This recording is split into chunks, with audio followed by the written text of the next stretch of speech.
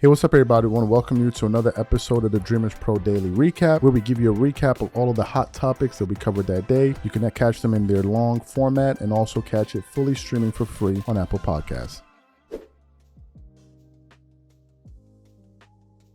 So there are a lot of things going on right now. One of the biggest things is this recent list that Bleacher Report put out, where a lot of people have just been trashing them all over the internet, and rightfully so. Right, rightfully so. It was a pretty bad list. But there's also this story of LeBron James rumors of him potentially leaving the Lakers. We've heard of some possible suitors like the Cavs, the Mavs, the Clippers, and the Warriors. We heard that. And then we heard another bit of information, which was simply this: that the Lakers were only interested in making a trade if it involved expiring contracts. To which Yahoo Sports writer, I think John O'Connor, excuse me. He went off like, how? What do you mean expiring contracts? You have expiring contracts in 2027. You're gonna the only free agents are gonna be in 2027. Are the Lakers stupid? You have Luka, you have LeBron. What do you mean So some people are pissed off at them about that. But then we got another report from various sources. One of them was Basketball Forever, right? And these reports were centered on the news about LeBron James apparently being frustrated with the Lakers, and the Lakers, Rob Pelinka and them, but the Lakers in general, just to kind of make it clear, of the lack of clarity from the organization ever since the Russell Westbrook trade. It says, on LeBron James' side, there's real frustration over the Lakers' lack of direction since the Russell Westbrook trade. The whole thing has become pretty awkward, and yet the reality is they're both better off with each other. There is no trade the Lakers would make that would give James a better chance at a title than he has playing with Doncic via Anthony Irwin, right? So first things first, picked up this story yesterday that features Nick Wright, Chris Broussard, and Kevin Wiles. So they picked up this story to discuss it. And if you know anything about Nick Wright, he usually is going to twerk it up for LeBron whatever chance he gets. Now, Chris Broussard, who is also represented by Clutch Sports, he's not one of those guys that buys into the nonsense. He believes that LeBron, for example, is the second greatest player of all time, but he doesn't go as far as Nick Wright, and he calls out some of the things and narratives that have always surrounded LeBron, like one of them, which is he always needs help. LeBron always needs help. He doesn't have enough help. Can you get him more help? So when they were reacting to this news, Chris Broussard basically called out this report like, bro, do you want a perfect team? Like, I'm confused. You always want to have this perfect team, and that's just not going to be the case in basketball. Sometimes you got to work with the cards that you're dealt. And I'm like, thank you. Okay, so what we want to do now is want to play exactly what Chris Broussard had to say yesterday on his show, and then we're going to come back and react to his comments. Take a listen to his comments here. There's real frustration over the Lakers' lack of direction since the Russell Westbrook trade, going back. The whole thing has become pretty awkward. Yet the reality is, they're both better off with each other. There's no trade the Lakers would make that would give James a better chance at a title than he has playing with Luka. Is it fair for LeBron to be frustrated with the Lakers? Well, let me first say, and Nick and I both talked about this, the trade with the Knicks for Karl Anthony Towns, I think would give LeBron a better chance of winning a title. Just because it'd be much easier to get to the championship. Of course. Good call. And then once you're there with his experience, you never know. Look, the Lakers certainly have made some mistakes since the Westbrook trade. They haven't been perfect. But overall, I don't think he should be no more frustrated than Steph or Giannis or Jokic. He had Anthony Davis. He now has Luka Doncic, and I get it. Rob Pelinka didn't move heaven and earth to get Luka, but still, you got Luka Doncic, all right? Yeah. And the Rui Hachimura, you can do a lot worse than him. Austin Reeves, people forget, he was undrafted. They found Austin Reeves, gave him a chance as an undrafted free agent, and he's turned into a 20-point scorer. By the way, they were one of the few teams, a handful of teams, to have 3 20-point scores last season because obviously AD was one, then Luka became one with Reeves and LeBron. And then Gabe Vincent hasn't done much for the Lakers. But that's not a bad signing. He helped Miami. He played a critical role in Miami getting to the finals. Isn't part of your job as a GM to determine what a guy just did? A, is it an outlier or a fluke? Or B, is he able to do it there, but he won't be able to do it here? I disagree with you. I think Gabe Vincent is a bad signing. I didn't think it at the time. Well, but it turns out I was wrong. Yeah, but there are a lot of, I didn't even, D'Angelo Russell was there, and he's a bad playoff player, but he was good for them that regular season. And here, you said something a week or two ago about in a 7-game series, generally, I think you said generally the team with the best player wins. Look at who the Lakers have lost to in the playoffs since the Westbrook trade. Denver twice, Jokic is the best player in the series, and last year they lost to Minnesota. Yeah, I tend to agree with you that Luka's better than Ant, but maybe not last year's Luka. Like he still was, probably not 100%. So they lost to Anthony Edwards. Yeah, but so I mean, nobody has the perfect team. Like I feel like LeBron has gone, because I interviewed him a lot earlier in his career, where he thought he could win with anybody. Mm-hmm. And he almost did, in Cleveland. Yeah. But he thought he could win with anybody. I feel like he's gone from I can win with anybody to I need the perfect team. Everything has to be. No, nobody has the perfect team. That's why your superstars have to get you over the hump sometimes when you don't have the perfect team. Excellent. So you heard what Chris Broussard had to say. What are my thoughts about this? I think Chris is stating the obvious. Okay, I think he's stating the obvious. From my vantage point, and from the vantage point of many people, we're looking at it from a totally different standpoint. First of all, since LeBron has gotten there, the Lakers have bent over a lot for him. Okay, let's just look at some of the things that have occurred since he got there. They fired Luke Walton. They hired Frank Vogel. They got Anthony Davis. Now, some could say, well, he recruited him or whatever, but they traded away a lot of their younger talent to appease him. They got AD. They won a championship. They also acquired a lot of pieces for that championship run. They lost some of those pieces, but it happens. Prime example of this is KCP. They lost him, but so did the Nuggets. They lost him too. It's the nature of the NBA. So they lost him. Then Vogel wasn't good. No. Then they got Russell Westbrook, which was LeBron's camp recommendation. They get him. The thing blows up in their face. Then Russell Westbrook becomes the problem. Then they say, okay, Frank Vogel is the problem. Get us a new coach. We get a new coach. Darvin Ham, who I believe was also represented by Clutch. They got him. A year and a half later, he's a terrible coach. He doesn't know what he's doing. Fire Darvin Ham, right? Then they go replace him with his podcast buddy in JJ Redick. They hire a podcaster as their coach. Then they get his son and they draft him as the 55th pick. He's on the roster. Then the Lakers decided, you know what? We're going to do something for ourselves for a change. We're going to do something for ourselves. We've been doing a lot for you. Let's do something for us. And then they went out there and traded away AD and got a younger star, a better player, and Luka Doncic, a player who had just come from the NBA Finals. They got him. And now all of a sudden, we don't know the direction of the team. Now all of a sudden, there's been frustration over what were the Lakers supposed to do? Who did you want them to draft? Who were y'all expecting for them to get? I mean, draft or trade for? And Chris is like, this is always a story. And secondly, he's like, bro, work with what you have. Figure it out. Funny enough, those were the same comments that Kobe made a number of years ago when he was still alive. When LeBron was crying about the help he doesn't have. It's like it's just like a song on repeat, man.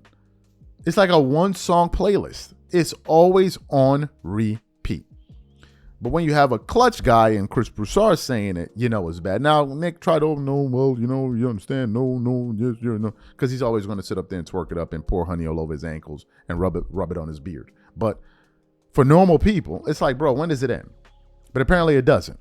Because we're going on 23 years with this same narrative. This GOAT debate and the debate of the greatest players of all time is still going on. Everybody's arguing with each other. We're all fighting with people about this thing. But recently we did a show reacting to Bleacher Report saying that Michael Jordan almost lost the GOAT vote, the ranking of being the number one greatest player by one vote. Yes, Bleacher Report wrote that. And we're going to get to them a little bit later. And their reasoning was if you take LeBron's efficiency, his longevity into consideration, you could make an argument that he's the greatest player of all time. Now, here's what's interesting. I think it was 2017 or 19 or something like that when Kobe called out this narrative that LeBron was trying to plant, which was LeBron was trying to shift the narrative from winning to stats. Kobe pointed this out. He said, the focus has always been about winning. And I understand that the narrative is changing, but the focus has always been about winning. LeBron understood something fundamentally clear. It was going to be very difficult for him to catch Jordan in championships and attack that record of 6-0. So he then tried to shift the focus to stats and longevity stats, and then went after that, and then made it his business to go after Kareem Abdul-Jabbar's record, thinking that, oh, well, this is what's going to definitely make people feel I'm the GOAT. But then what happened? When he did that, people still felt the same. And speaking of Kareem, it brings us to the heart of what we want to discuss today. So apparently there was some sound that came out a number of years ago where Michael Jordan talked about this idea of stat padding and chasing stats. And he understood that, look, the goal is to win championships, right? The goal is to win championships. That's the primary reason I am playing. And Jordan said, if it was about stats, I would have tried to catch Kareem Abdul-Jabbar. But it was never about that. For me, the goal was always winning. So what I want to do now is I'm going to play exactly what MJ had to say. I want you guys to listen to it carefully, and then want to come back and continue on with the show. Take a listen to what Michael Jordan had to say here. A statistical place in the NBA, haven't you? Well, that never drove me. You know, I mean, the stats only add up when you put forth the effort and you don't worry about it. You know, good things happen to those people that work hard. If I sit here and play for the stats, I would have never retired in '93. Or I still probably be chasing Wilt Chamberlain's all-time, you know, or Kareem Abdul-Jabbar all-time scoring lead. I mean, that doesn't drive me. I mean, sure, I mean, it defines to some extent for people who don't know me, or, you know, 20 years from now would never know who Michael Jordan really is. But based on the stats, he must have been pretty decent. You know, those are only ways that I look at stats. Other than that, you know, it's all about winning championships and winning. You know, stats that matter to me is the games that we win and the rings. Excellent. So you heard what Jordan had to say. Now, why are Jordan's comments pertinent? Well, they're pertinent for a number of reasons. What Jordan just said flies in the face of a recent narrative that was trying to be pushed and propagated by LeBron and his minions, which is the toxicity surrounding ring culture and how ring culture is somehow a bad thing. Well, Jordan is talking about something else. He's not necessarily saying rings, because yes, rings are what you get at the end. What Jordan is speaking about is the essence of sports, which is competition, competing. He recently held an event in Greece. I read an article where he invited his Jordan Camp guys. A lot of guys were there. Luka, Carmelo, a lot of guys were there. And the reason he chose Greece was because it was the birthplace of sports, the Olympics. And he made news all over Greece because I think he gave like a $10,000 tip, which is 10,000 euro tip, which was excellent. And he personally thanked the chef. But he chose Greece because this is the birthplace of competition in the Olympics. So what Jordan is saying essentially here is the goal of this is to win. And in order for you to win, you have to compete. You can have the most points in the world, but it doesn't mean you're competing. It doesn't mean you're a champion. You can just be out here trying to get cosmetic statistics that give the impression that you're doing something when in reality, some of us out here may not be averaging 30 a game, but we're out here competing and we're winning. So to say ring culture is toxic, you're attacking the essence of sports, which is competition. Jordan is saying, I am a competitor. I compete. If I score 30, you score 25, I didn't win. If we score 100, you score 99, I win. It's a totally different philosophy. But these jokers out here are trying to say, no. That's not it. Do you notice that the people that are saying it's weird to compete and all of that are people that have either never won or never won enough? Those are the two people. Because it's you seldom find champions and people that are bought into competing agreeing with this nonsense. Now, some people say, well, when you don't win, you undercut or you undermine the greatness of certain players who are great but never won. Sure, but that's life. There has to be a winner and a loser, folks. There must be a winner and a loser. There cannot be more than one first place. Just because you didn't get first place doesn't mean you're bad. It just means that whoever got it is better. Bolt, when he was running, he wasn't running with slow pokes. Usain Bolt wasn't running with athletes that are slow. He was running against some very stiff competition. So even though he dominated the Olympics for 3 cycles, it doesn't mean that the field he was running against was slow. It just means that he was the fastest of the fastest. Doesn't mean that they're bad. What it means is that he's better. And this is the confusion we're having here. Losers want the acclaim of winners, but they didn't win. This is the problem. Just because you didn't win championships doesn't mean you're a bad player. Because they're mid-level players that win, like Robert Horry. But in most cases, the best players usually drive those championships unless you have convoluted circumstances like super teams. Then things change a little bit. So Jordan is saying, I didn't play to catch Kareem. I played to win championships. And I think there's something missed in all of this. The people that like to educate you about sports, they're just up here lying to you. Who with a straight face will say that LeBron scoring 40,000 points is the most impressive thing we've ever seen, more impressive than anything Jordan did when Jordan went to college, I believe, for 3 years. But y'all know that, and you don't give that information to a younger audience because you like making them dumb. And then you make Jordan didn't come into the NBA when he was 18 years old. He went to college. Back then, kids went to college. It was a huge deal when a kid went straight from high school to the NBA. It was like, what? Yes, they went to college. Bird went to college. Magic went to college. So another way of looking at it is Jordan came in with less time, did more.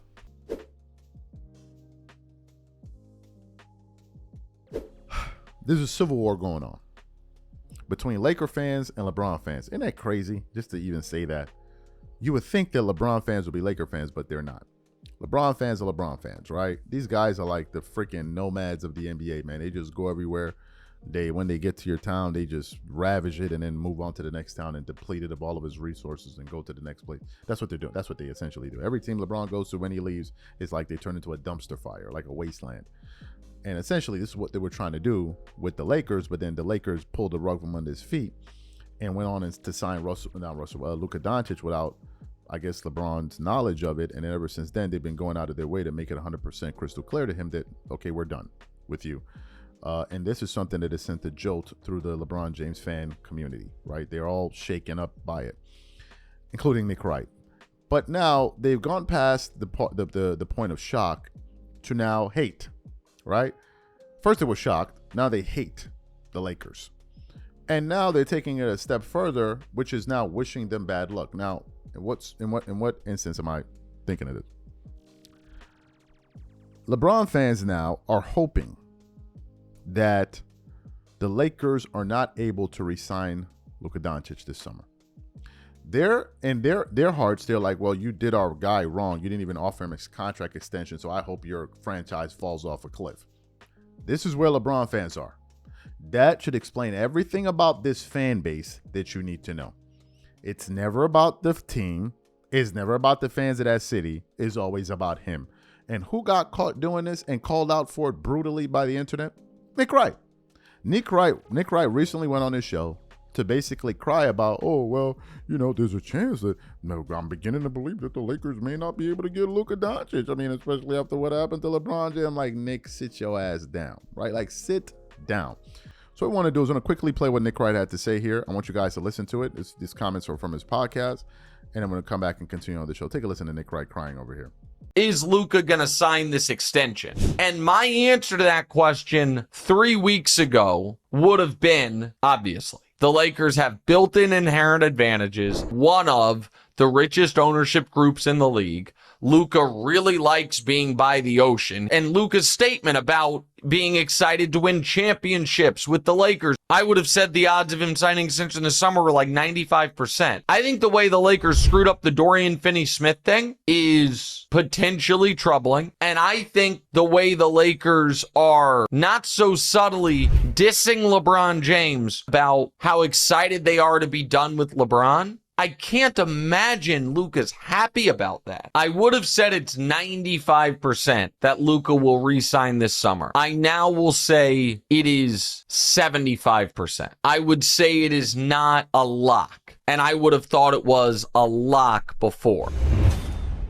Excellent. So you heard what Nick said. Now let's go through some of the comments of what people said on his own show on Twitter. One guy said, Nick's confidence in Luka dipped. Another guy said, all of this with a straight face. Another guy said, Nick had to find a way to add LeBron to this conversation. Another guy said, big difference between the word resign and resign. Come on, man.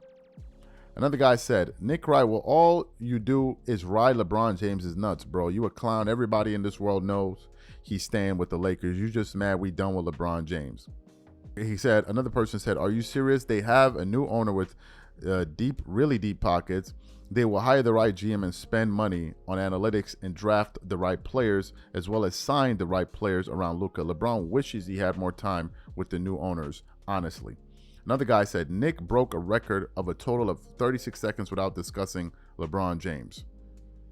Another guy said, who actually listens to this grifter? Another guy says, you mean re-sign, dummy? And finally, one other guy says, the clutch plant got to stop with the nonsense. So these guys are out here wishing the Lakers the worst. Let me give you guys my take on all of this. These guys are bitter. But the best part of it all is, it doesn't matter. It doesn't matter if they're bitter or not, because LeBron's time with the Lakers are done after this season. It is a moot point. Doesn't matter. You can wish for whatever you want to wish for. It don't matter. Because after this year, your tenure with the Los Angeles Lakers is done. And folks, let me tell you something. A lot of Laker fans are pushing for this day to come. Some people are talking about they're going to throw a party today. Like, bro, a lot. When have you ever heard of a top 10 player where the fans are wishing and praying for him to leave? Where have you ever heard this before?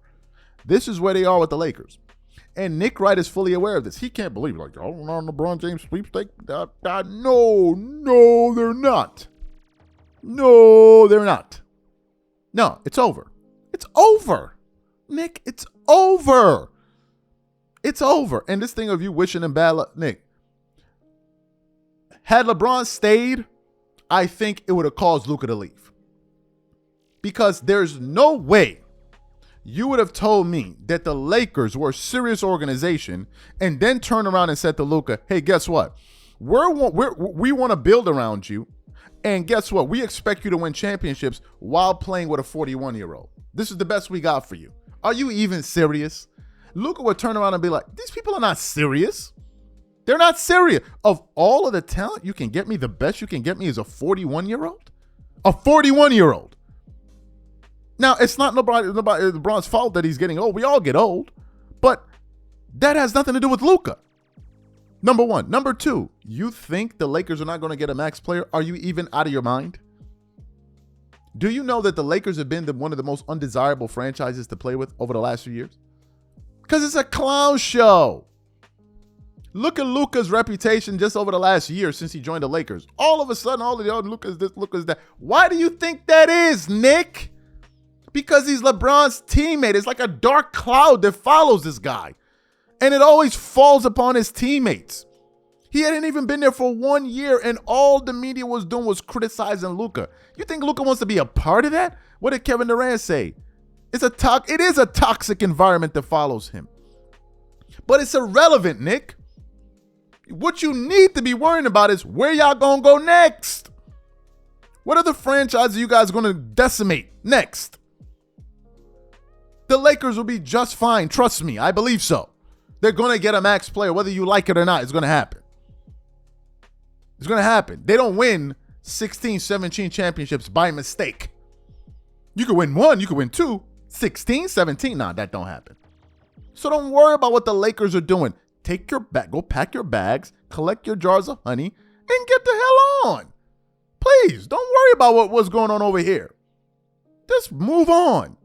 You know how long it's been since I supported the Lakers? Since 2019.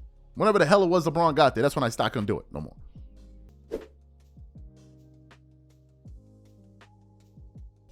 more. As you guys know, we've been on this rampage to try to go after Bleacher Report for their ridiculous list. Yesterday, we published a video reacting to a story that was published by Bleacher Report in 2018 of where they ranked Kobe Bryant as the player of the decade. And then all of a sudden, people got dumb all of a sudden. People just became stupid all of a sudden. Now, well, it's LeBron fans, so you really can't expect much from them. But some of them have been writing in the comments. They did a poll of a bunch of people that said they came up with the top 100. But in this particular article, it's just one person that said it. But y'all can't be that. Well, I know y'all are that stupid, but like I'm asking it now publicly. Y'all can't be that daft. When car and driver reviews a Ferrari, a new model, let's say the whatever, the super fast, do they get 10 drivers to review it, or is it just one? Are y'all this stupid? Are y'all this stupid? When a critic reviews a movie, do you have 10 people that review the movie? If they say this company reviews this movie, or car and driver reviews this Lamborghini, is it 10 people that review the Lamborghini? But what do they write? Car and drivers review. Are y'all that dumb? When IGN reviews a game, is it 20 people that review a game when they do their review? But y'all are anyway. I know it's LeBron fans, so what can you expect? What can you expect? These dudes got honey pouring out of their eye sockets. What do you expect? They got honey just swimming through their brain. What can you expect? All right, what can you expect? So anyway, we reacted to this article of where they ranked it, named Kobe Bryant the player of the decade. Right? Bleacher Report put their foot in their ass. Because here you have an article of them ranking him as a player of the decade over Tim Duncan and Shaq, who made it into the top 10. There was no coming back from that. Even Lowe, Winnie the Pooh himself, did a show yesterday breaking down the incongruities of the list and the hypocrisy where they were using certain stats to favor certain people or certain metrics to favor certain people and then using some against others that they didn't like. It's obvious. It's so obvious, right? But then a gentleman with the channel by the name of The Basketball Show, and I'd seen him from time to time, his content, sent me a message on Instagram. By the way, again, if you guys are not following me on Instagram, my handle is CTABANZ. And he goes, brother, I got some interesting information here that I'd like you to check that talks about the connection between Warner Brothers, Interrupted, and Bleacher Report. And I'm like, okay, let me check it out. I start watching the video. As I'm watching the video, I immediately send it over to Mitch, who works with us here. I'm like, you got to watch this video. I then message him back and say I'm going to do a show about it. Now, this would probably be the second time I've used a creator's content to react to, but the information is done so well that we're not going to put our own language on top of it. I want you guys to look at it because he put out a very good graph explaining it. He put a lot of thought into this. But essentially, the gist of what he's saying is the following.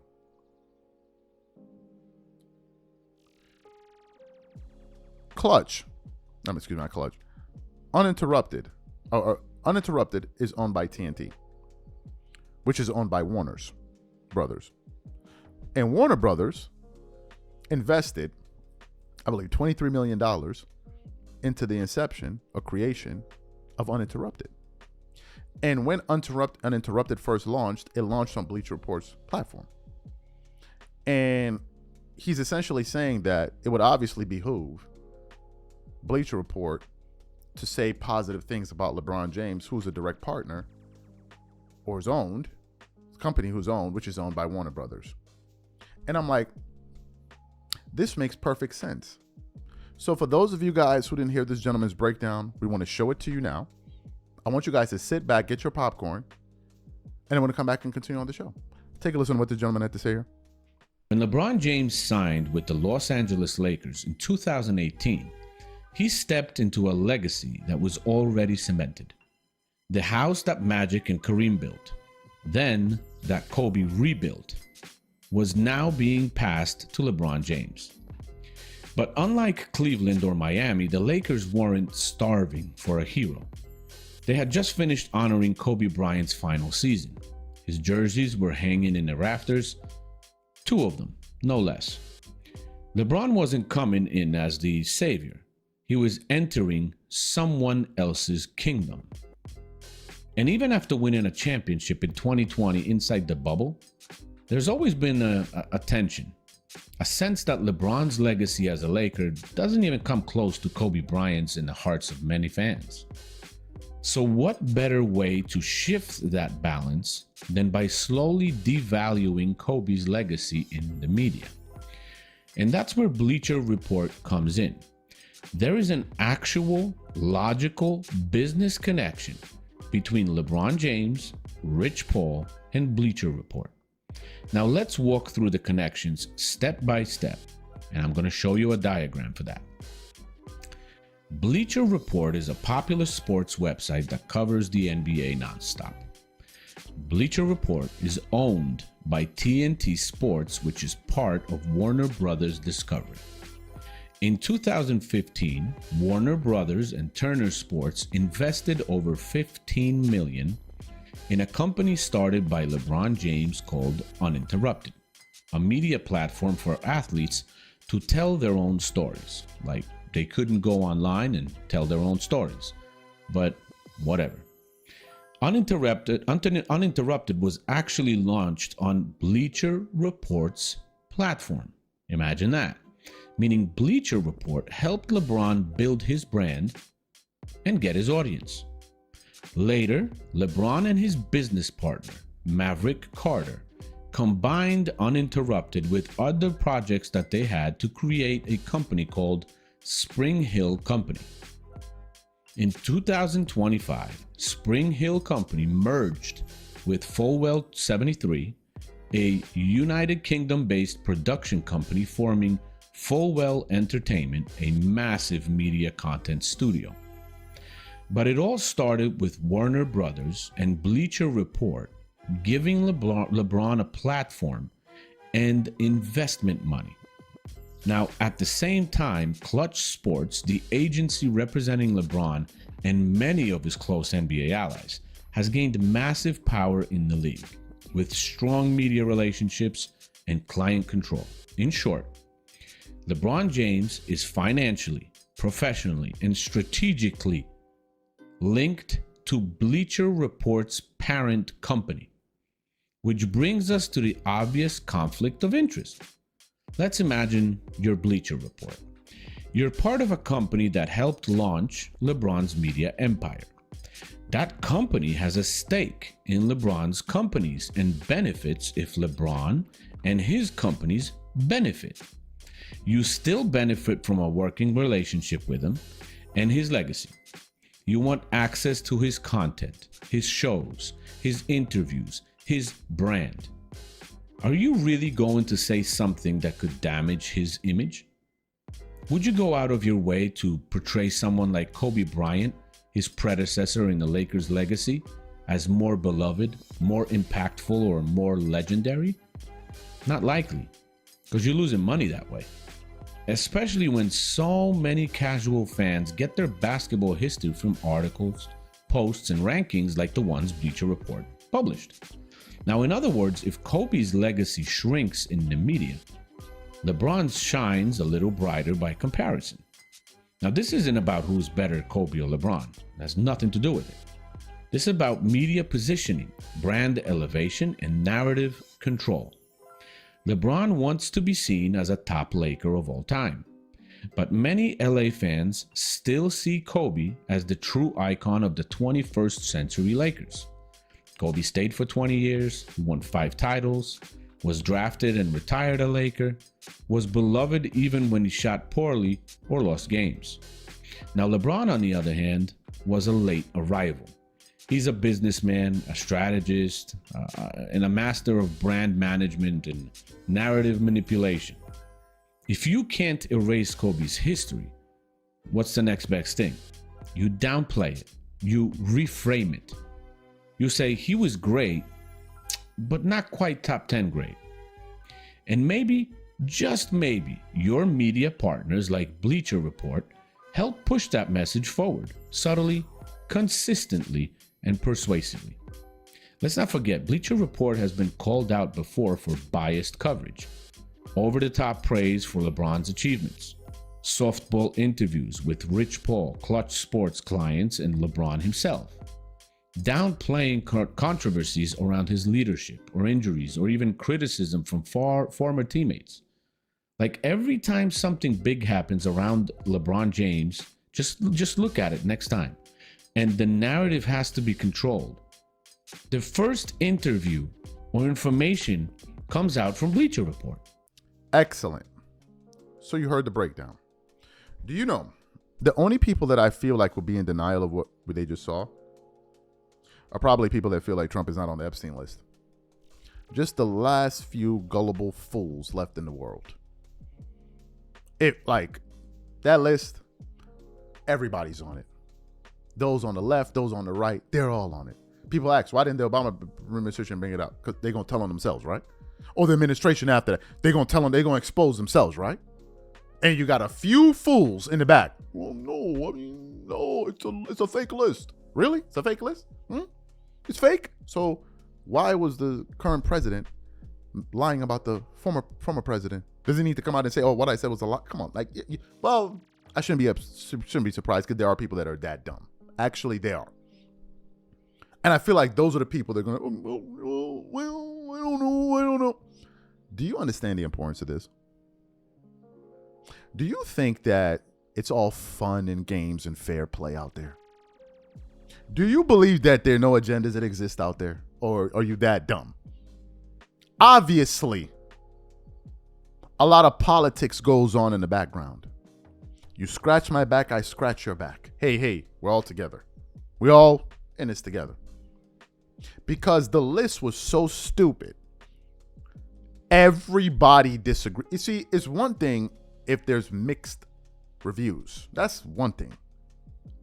In this case, the vast majority of fans thought their list was asinine. They thought it was beyond ridiculous. There are only a few people out here defending it. A very few. And they're making themselves look bad in the process. They're trying to intellectualize nonsense and say, oh, no, you need to view it from this angle. The moment we exposed that Bleacher Report had ranked Kobe as the player of the decade and then removed him out of the top 10, you knew the list was trash. It's like saying The player of this next decade from 2010 to 2020 is LeBron, and he missed the top 10. I'm lost.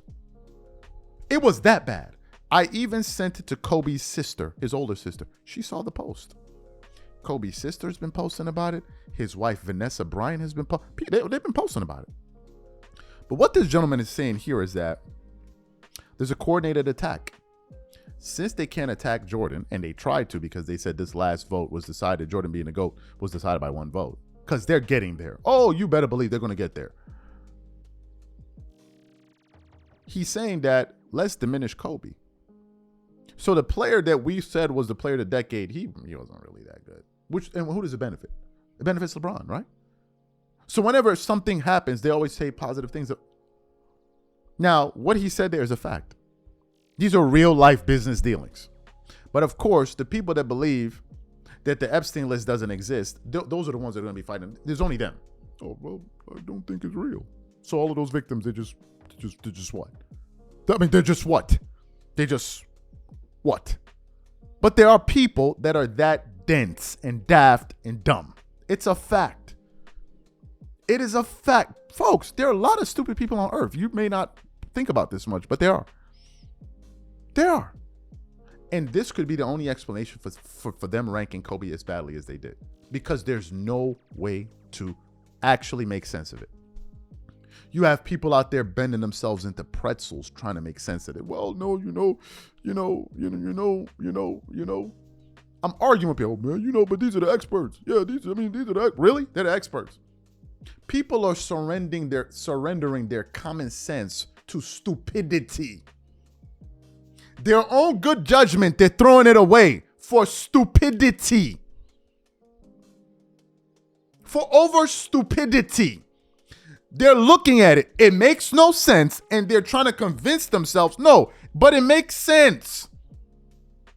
Why? Because of whose mouth it came out of. This is where we are. They're trying to make sense out of nonsense. If Kobe is not a top 10 player, nobody deserves to be a top 10 player. Nobody. Nobody. Their list didn't even factor in defense. Oh, wait a minute. It did. Bill Russell. Oh, it only works for Bill Russell. Kobe, it doesn't work.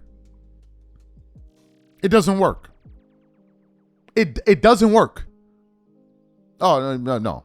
Curry. Never even sniffed at all defensive team. He made it on the list. How he do that? How?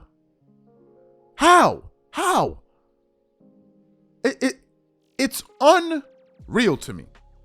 But now you see what's going on. So all of the key people out there that are doing the research, why don't you do the real research? Why don't you do the real research? But again, these are the people that believe the Epstein List doesn't exist. It doesn't exist. It doesn't exist. Even though we have countless moments, people saying it, even the government, but it doesn't exist. Come on, bro. It doesn't exist. What you want me to say? It doesn't exist. So, the people that don't believe in the list, the LeBron fans and people, I'm not saying LeBron fans, but the people that think like this, that look at clear information, obvious information, and then distort it in their brain because they have honey swimming through their brain cells. Let's make sense of this. Is this a lie? And, could this play a role? Or no, it doesn't, right? There's I can't see it. I can't see how it all ties in together.